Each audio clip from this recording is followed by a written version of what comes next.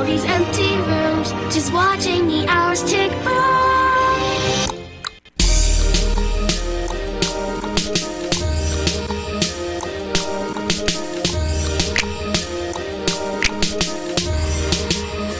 Do you wanna build a snowman?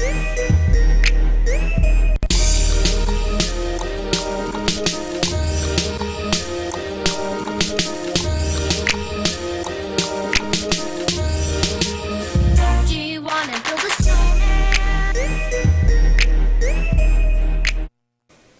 As you know, October is a Calypso History Month.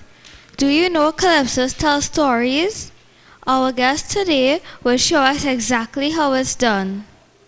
Friends, please help me welcome National Calypso Monarch Roderick Chuck Gordon. Yay!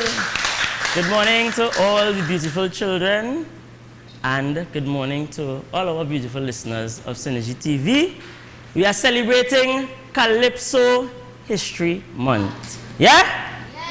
And when we say Calypso History Month, we have to identify what exactly is Calypso. And there's no other song to do that than the song penned and sung by the man, the mighty Duke. You ever heard that name? Yes. You ever heard that name? Yes. His name is Kelvin Pope, the only man to ever win the Calypso Monarch title on 4 consecutive occasions. So help me sing this one, right? We're going to do the original composition. So let's go. What is Calypso? Mr. DJ? You hearing it? Now I want everybody to give me a little bounce, right? We're dancing, we're dancing. You have to feel the rhythm, feel the rhythm. Yeah? Brianna, you ready? Jewel, give me the vibe. Can I have some more volume, Mr. DJ? Mr. DJ, give me some volume. How about it go? What is Calypso? I'm sure you don't really know. I don't think you know what is really Calypso, because the words that we rhyme and sing is only half the thing. I can show you that Calypso is more than a work of art. It is a feeling that comes from deep within. Sometimes a tale of joy, one of suffering. It's an editorial lyric song of the life that we undergo. That and only that I know is true Calypso. Listen, so you must admit there is nothing quite like it. From West Africa, they brought our forefathers who used to stand and sing in the fields all day. And what they did, they chanted the whole love way. How must I treat them bad? And it's so Calypso began here in Trinidad. So it has a Rhythm unto itself alone. It has a native beat, all of very own. It's a way of life, a way of love from centuries ago. That I know is true Calypso. Mr. DJ, take me down, take me down, take me down, take me down, take me down, take me down. Mr. DJ, take me down. Let's give a round of applause to the mighty Duke. That's just 2 verses. There are actually 4 verses in the song. So I would implore you, I would ask you very kindly to go home, listen to all verses, and learn it, because it's important for us as young people to learn our history. And what is Calypso is our history, right? Somebody say yeah, yeah. Yeah. That's what we're talking about, and all on the outside as well. I implore you, what is Calypso? So, thank you. And let's say thank you to Kelvin Pope, the Duke, for the wonderful work. Say thank you, Uncle Kelvin. Thank you, Uncle Kelvin. And we must remember him all the time. Yeah? One of my songs, of course I'll sing one of my songs. Single? You want to hear single? Which one you want to hear? Blazing?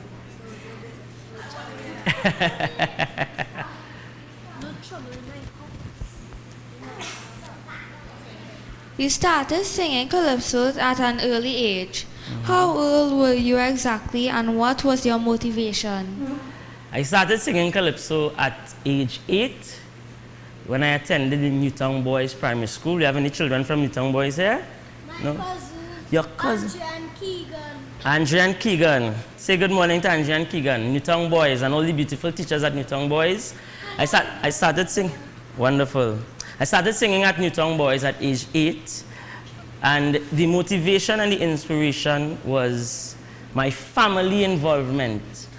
My uncle, who is actually my uncle-in-law, his name is Penguin, deceased. He was the former president of the Trinbago Unified Calypsonians organization. That is the organization that is responsible for Calypso History Month and for governing Calypso in Trinidad and Tobago. You following? He was the president. He was also my uncle-in-law. So Calypso was always a... You saw what you said? I saw the president. You saw the president. I'm sure it's not the same president, but I'm glad you've listened and paid attention. But Penguin was also an uncle of mine, and he was very much involved in Calypso, and he was the person that penned my first Calypso. My uncle. He was the president of Tuku. And because of his involvement, he wrote also for his son, who was elder than me, and he wrote for my elder sister. My father was also heavily involved in music. So the inspiration basically came from seeing Calypso, seeing culture, seeing everything around me that I grew attracted to, which was Calypso and the arts and Best Village and so on. So that is essentially where the inspiration came from. You follow? Yeah. That's what we're talking about. Where does your inspiration come from now? From now, interesting question. As is the role of the Calypsonian, you are responsible for commenting on everything that goes on around you. That is your role and responsibility as a Calypsonian. Because if you understand the history, in the second verse by Uncle Kelvin Pope the Duke, he said the Calypsonian spoke about how Massa treated them bad. And it is true that Calypso began here in Trinidad. So the experience of slavery and emancipation and amelioration, apprenticeship, all those important dates and events in our country's history. You dare see we crying in the rain. No, sir. But we just call some friends together and bring out a flask. So why only say we PM can knock a glass? Well, you want to hear more? Yeah. All right, let me sing the chorus then. Cause every day she have to hear something going wrong. Why you must say she can't have anything strong. Always on call with plenty papers to go through. Man after all, the lady PM is folks too. I like it. It's several meetings she skips. As around the world she zips. With plenty overseas trips. You will think she deserves some sips. What you think? What you think? With the government on the brink, the partnership like it done sink. I think she deserves a drink. What you think? Good? And that is exactly the role of the Calypsonian, because I took a social issue, which is the issue of a drink, and brought it into the issue of politics, where socially people commented on our politicians. So that is the role of the Calypsonian, and my dear friend, that is where the inspiration comes from. So anything that I see happening, anything that I experience from my personal experience or externally, anything outside, I choose to comment on, and that is where the inspiration comes from. And that is Calypso. Yeah? Follow? Nice. As a young boy, what were some of your favorite stories growing up? Woo. And it's important to understand that when I mentioned Best Village, I was exposed to Best Village from birth. My father, Roland Gordon, was the musical director for this group called the Malik Folk Performing Company. They are the most successful group in our nation's Best Village history. Even when they used to call it Better Village, Malik was the #1 group. Malik even used to rehearse in my backyard and downstairs in my grandparents' house, an apartment. They used to rehearse there in Lavantil. My father was heavily involved, so as a child, I knew about Best Village. It's important to know that. In addition to which, part of the Best Village experience came a lot of folk stories, because Best Village is folk and folk theater. So some of my favorite stories were Laja Bless, stories of the Sukunya, stories of Papa Boa. I was always intrigued by the supernatural, so yes, I did laugh. Was it? What's that? She's afraid of those things. There's nothing to be afraid of, because they are just stories. You understand? They are stories that tell about our history and our culture. And what is that? Duppies and Dwens, wonderful. All that is part of our folk history. What you said? Oh. So it is important for us to understand that. So those were some of my favorite stories. Growing up as a child, I heard of those stories. I heard of elder people saying that they had experience of such. I have never had the experience. So I want to say to my friend, there's nothing to be afraid of because I have never seen it. Question.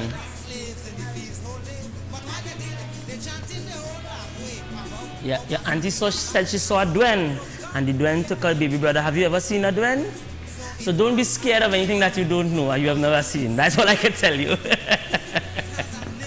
Right? So, next question. Mr. Uncle Chucky, how did you get your name Chucky?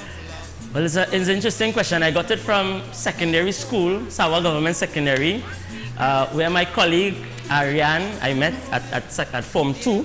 And since I entered the school, when I entered the school, some of the children in the school said, "How you small so, and you're brave, and you like to talk plenty, and you have a little miserableness in you." I want to call you Chucky. A guy by the name of Christopher Maraj in particular, he gave me that name, and that name stood with me from secondary school, CXC in Sawa Government Secondary, to A levels at St. Augustine Senior Comprehensive, straight up until university, when I decided to sing soca. I said, well, what name I will go with, boy? And everybody who I went to school with from Sawa Sec to Augustine to university said, you have to use Chucky, boy. What other name you want? And up until this now, but this particular time, I could take off the Y in Chucky, and it's now Chuck, because I go chuck them, boy. I go chuck them, you understand?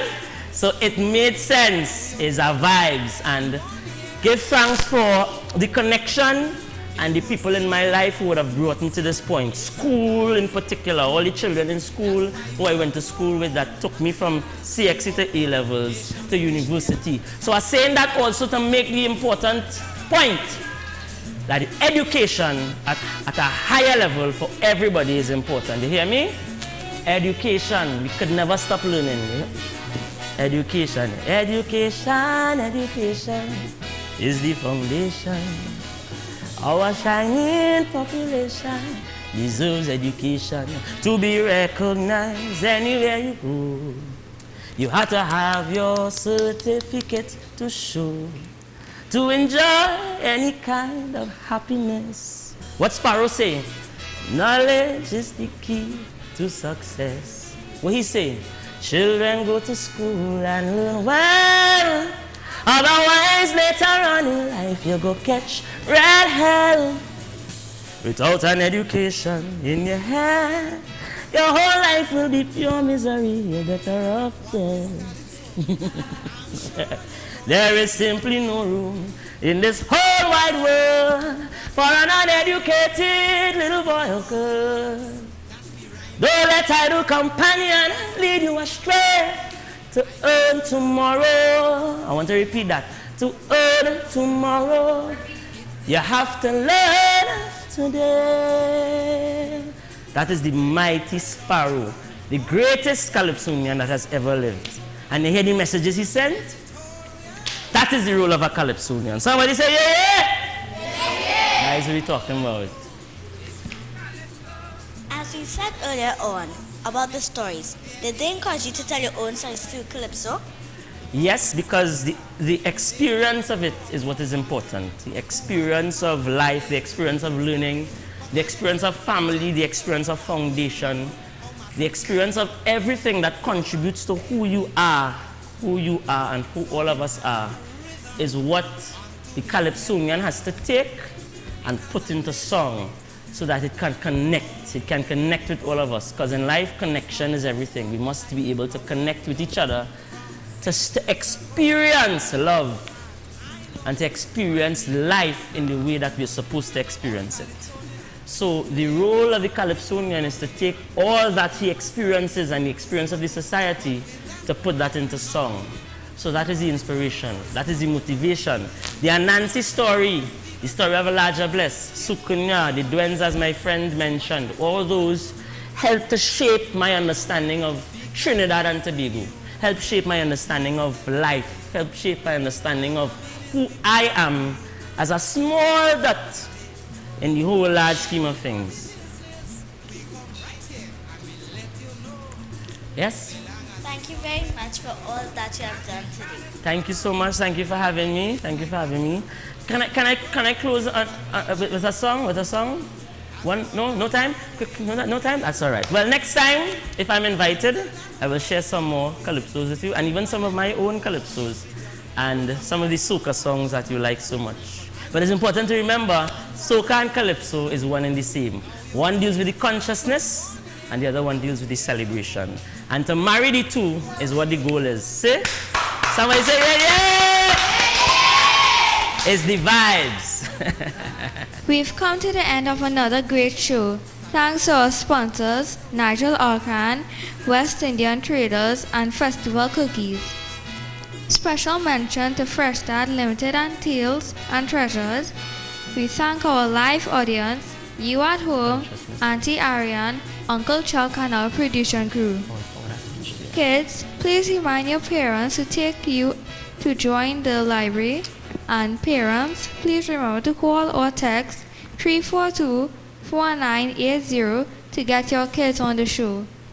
Look out for Nigel Arcan's Story Corner at the Arima Library on October the 15th and at the Sandy Grande Library on October the 22nd and at Nalas in Port Austrain on October the 29th.